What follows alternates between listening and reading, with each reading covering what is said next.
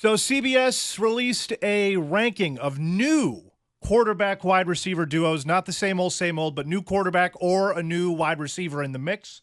They also have projected stats. I wanted your take on all of it. Who do you think is going to work, not work, and where they fall in the rankings? Sound good? Yes. So all right. They've never played together. They've never played together. Okay. Brand new duo. Okay. So number 12 on the list is Nix and Courtland Sutton. Projected 61 receptions, 835 yards, 10 TDs. No way. I don't believe in Nix. And Courtland Sutton he's supposed to be a lot of things. I'm not a big fan of his. I'm just going to say no to that whole thing. See, I'm going to buy into it because I think it's a little bit of the CMB, the Cash Money Brothers, they got out in Denver. So this is my quarterback. That's my receiver. The coach wants to keep his job. We're just going to chuck this thing up. We're going 7-on-7 right now. So I can see ridiculous video game type numbers, but because you're losing so badly, it's not that you're winning. It's just you're down by 30-some points, and the other team quit playing around halftime. Number 10, number 11, Daniel Jones and Malik Nabers. 68 receptions, 969 yards, 5 TDs. Oh, God. Everybody seems to love Nabers in the OTAs. A lot of sizzle. I don't believe in Daniel Jones. I don't believe in his durability. I don't believe in his ability to push the ball down the field. And I don't believe in the ability of the Giants' offensive line to protect him. No matter how many pieces they've thrown at it, it hasn't worked. So I'll say no, but I'm also a cynic when it comes to my own football team. But he's your guy right now, right? There's no other real receiver or really scoring threat. Oh, what about Wan'Dale Robinson? All 4 feet of him. Okay. No, there's not. Because Waller is doing his best Ray Lewis impression with the music. So, yeah. Oof. Kenny, if Jones can stay healthy, I don't know if they'll hit those numbers. But, yeah, I think they're going to have some type of a connection. They have to for this man's sanity and for Big G. Number 10, Russell Wilson, George Pickens, 55 receptions, over 1,000 yards, 7 touchdowns. That could work. It could work just based on Russ's accuracy, and Pickens is such a big target.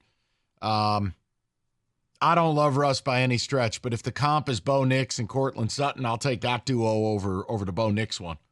I think Pickens could be anything he wants to be if he's serious about football. And if Russ, who is clearly better than Kenny Pickett, let's just be fair, yeah, I could see that working. See, I don't, because I don't think that Russ is going to stay the quarterback. So that's why I don't think that duo will work. I think in the end that Fields will take over. So I'm going to say no on that one, Kenny. This one I'm excited to see. Number 9, Justin Herbert and Ladd McConkey. 71 receptions, 948 yards, 5 touchdowns. Yes. Wait, what are those numbers again? 71 receptions, 948 yards, only 5 touchdowns. I just think it works with Harbaugh.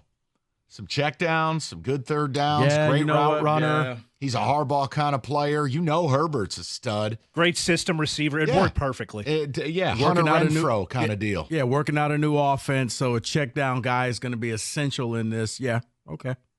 Number 8, Will Levis, Calvin Ridley, 62 receptions, 899 yards, 9 touchdowns. Paul Sarah shaking his head. You don't believe in Will Levis? No, Paul? I do not. No. I don't either. Yeah. And I'm sorry, Calvin Ridley. I was very disappointed in Calvin Ridley's return last year, so I'll say no to that on both ends.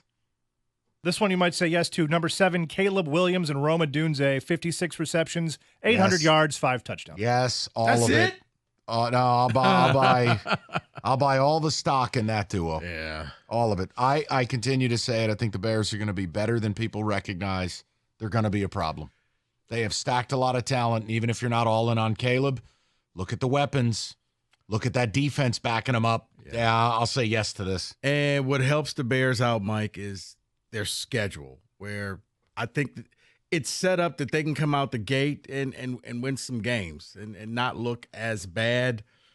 And that breeds confidence in Caleb, because if he went out there and just got pounded early, you may be seeing Bryce Young effects. But, yeah, I'll buy that, Kenny.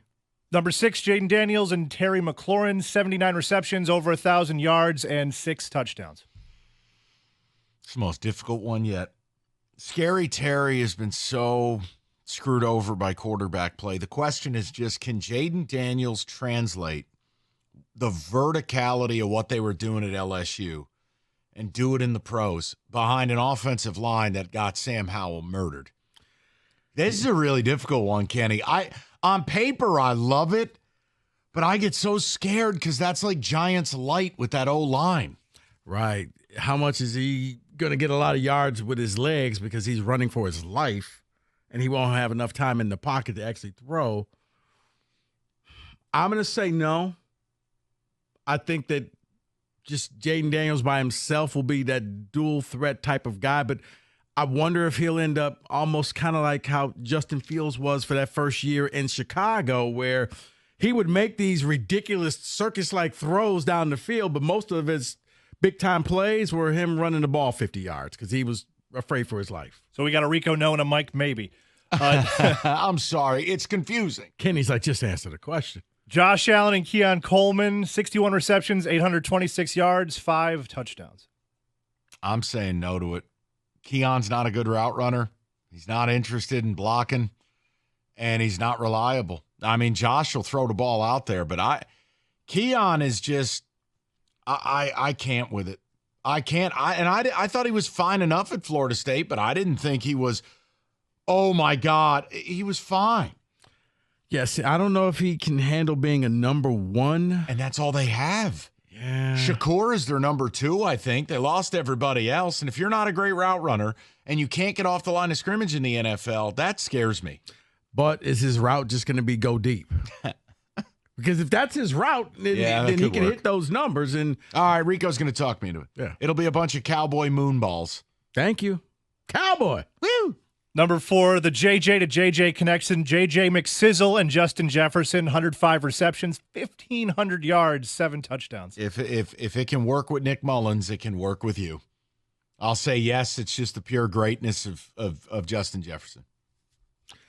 And I'm going to still say it depends on what happens before that bye week with Darnold.